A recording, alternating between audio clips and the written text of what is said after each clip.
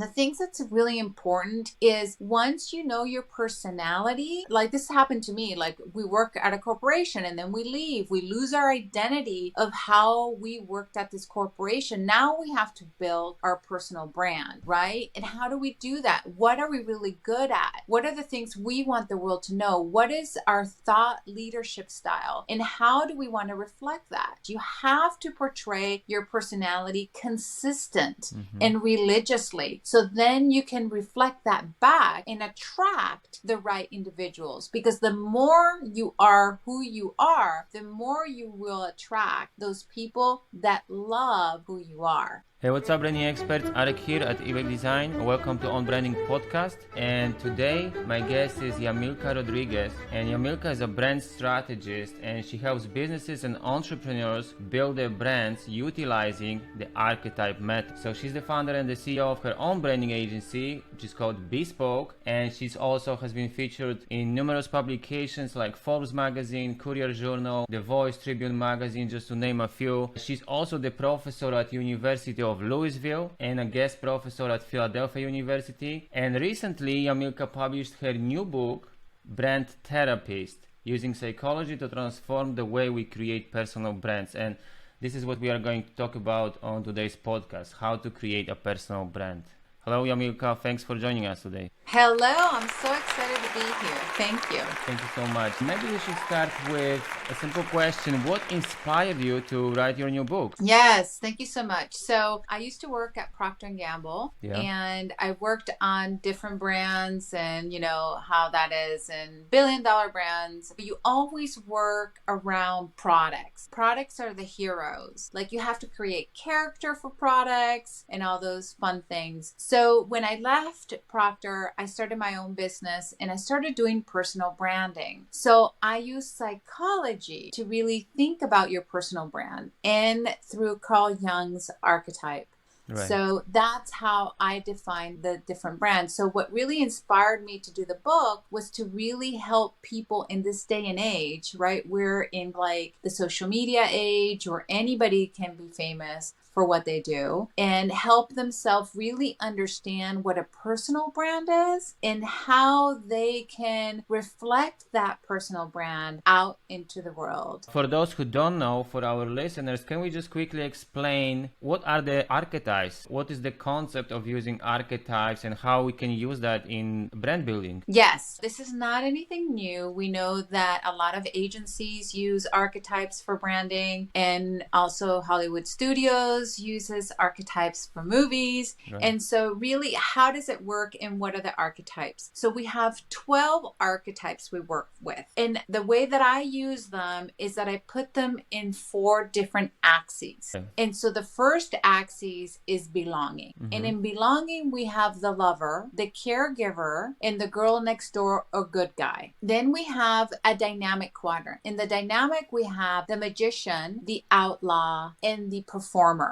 On the bottom quadrant, we have the independence. And in there, we have the hero, the explorer, and the innocent. And then we have the last quadrant, which is the stable quadrant. We have the creator, the sage, and the ruler. Right. So those are the 12 archetypes. Yeah, there you go. So there is a quick overview. And in your book, you describe each archetype, right? And together with some anecdotes and some tips and success stories of people or brands who have used those archetypes to build their brands and their products. And can you talk to us, or can you give us a few examples of those success stories of perhaps entrepreneurs you worked with, or some celebrities, so you know that we all know them, so we can all relate? Can you give us some examples? Yeah, so a few things. So if we look at companies, because companies are also characters, if we think about Starbucks is an explorer. And we can see that they're always exploring new ways, new drinks, new things. They show you that they're going to Guatemala to get the coffee from there. That's how they express the explorer. I have a client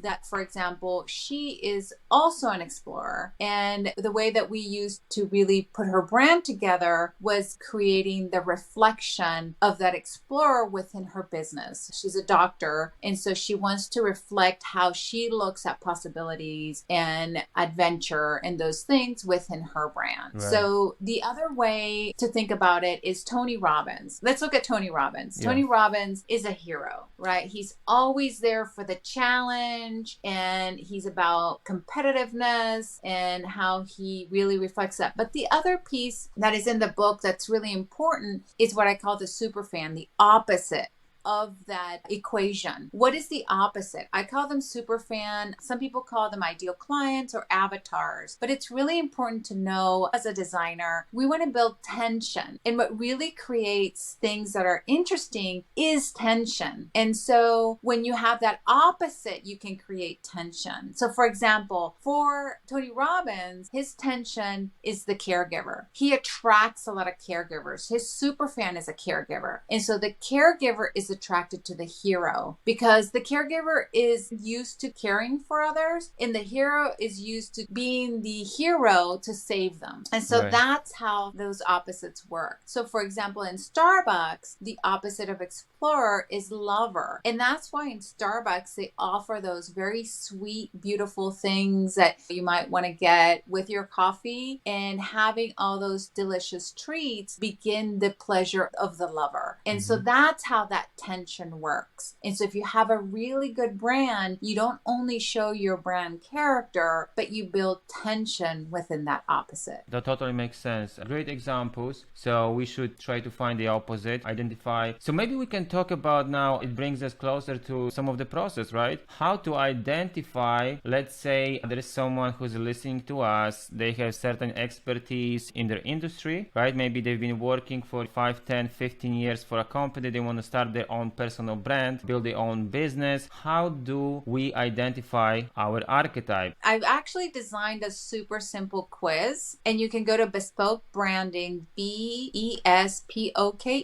branding.io.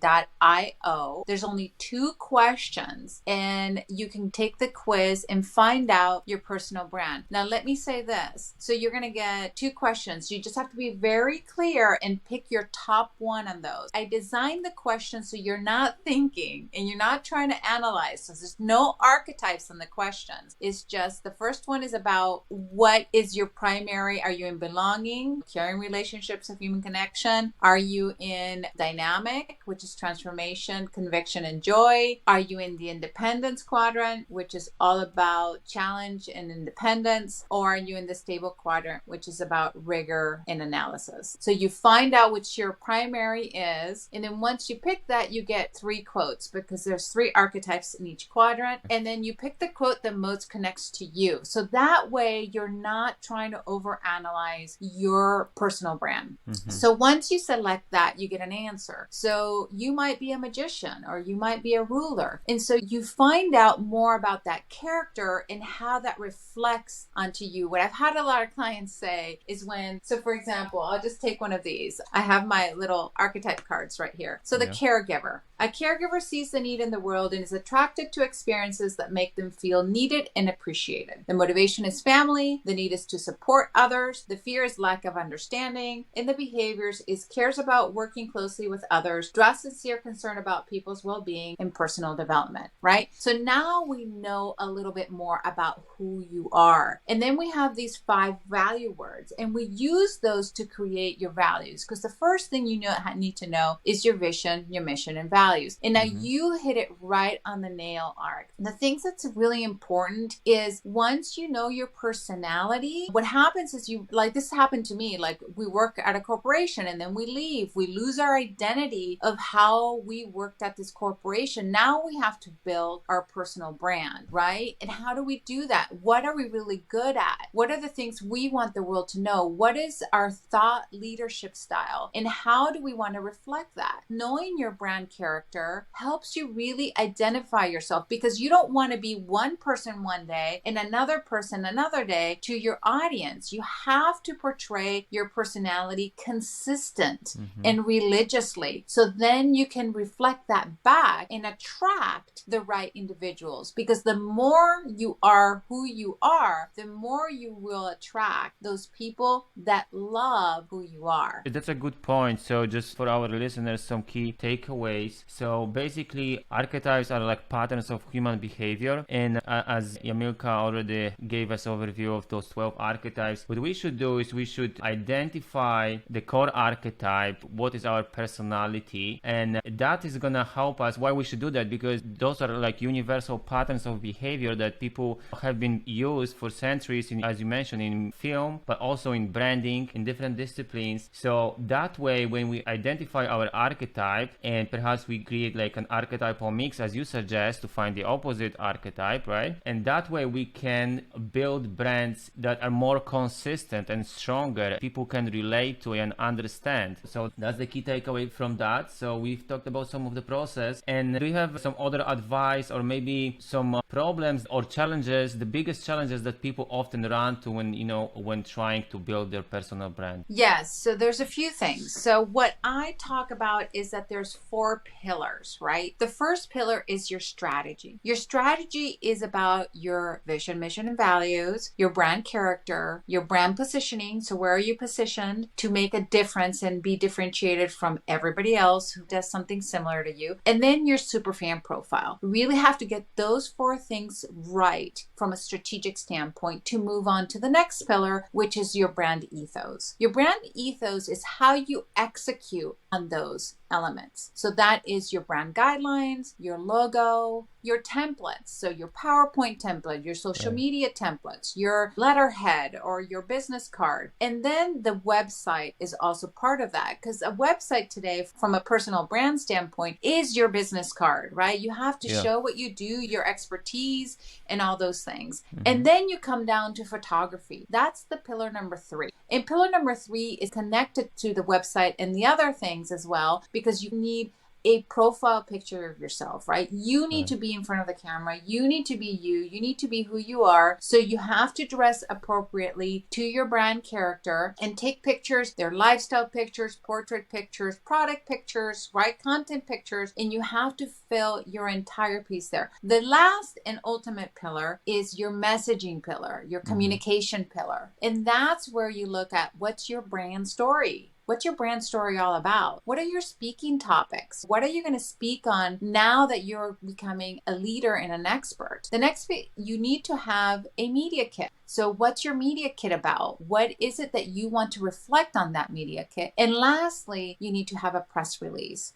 So that's how you go out into the world with this identity that isn't a new identity, really. It's just you, but from a core, from an essence, from a really base foundation, that then you can reflect that back in a very strategic, in a very high level way. Right. That is the way that you go out into the world. I think a lot of people think they just can talk about something, but you have to, I call it the 5 senses framework. You have to understand your brand like 360, not just what's your logo, what are you about, but what are the other things that people don't look at? Like maybe music, maybe you have a playlist, maybe you have a specific perfume, maybe you have certain things that you do. So really looking at a brand holistically and developing it from a very strategic standpoint. Yeah, that's a very good point. So we start with the strategy. We find our core archetype. We establish all those things, as you mentioned, vision statement, mission statement, our core values, our archetype, and then we build our brand. We build the visuals, as you mentioned, the logo, the identity, the colors, the typography, photography also, as you mentioned, right? Especially when it comes to personal branding. And I like the way you structure that also with those press releases,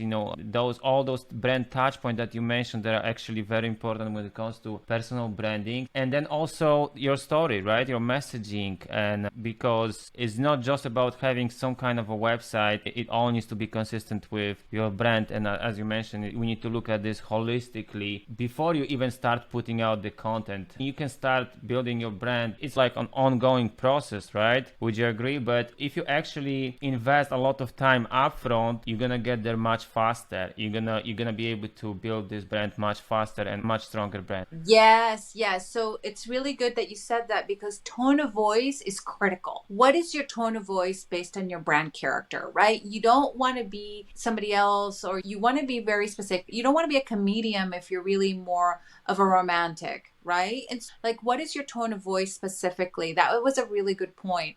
And it's much faster once you know. The beautiful thing about this, and I've been doing this for a while, is that once I understand the strategy, everything else is really fast. Like, you can execute on all of this very quickly in about 3 months. And it's something that has a good foundation, because you may say, hey, I'm going to do a logo over here, and then I'm going to do pictures over here. And then you don't have anything cohesive to show for yourself. And it's all disparate. And what I am also want to make sure that we talk about, which you know very well, is this is not a clone, right? We don't clone this and make everything else exactly the same, right? They all have to come together. I call it the brand ecosystem. They have to live in this brand ecosystem, connect with all the pieces, the tone of voice, the photography, your message, everything connects, but they connect in a way that you're recognizable, because you have a tone of voice and you have a certain way that you look at the world. And so that all comes together into one. Yeah, that's a great point. And probably the biggest benefit is that you have this clarity, as you mentioned, from the beginning. Okay, so as we are approaching the end of our episode, we're gonna link to that quiz so you guys can take Yamilca's quiz, and that hopefully is gonna help you on this journey. And you can check out the book. We're gonna link to the book on Amazon, and the website is bespokebranding.io. That's the quiz, right? Yeah, that's where they can get the quiz. The book, they can go to Yamilca Brand Therapist. I call myself the brand therapist. YamilcaBrandTherapist.io. Okay, so we're gonna link to that website as well. Okay, awesome. Milka, thank you so much for coming on the show. I appreciate that. Thank you so much, Arek. It's been a pleasure. Thank you.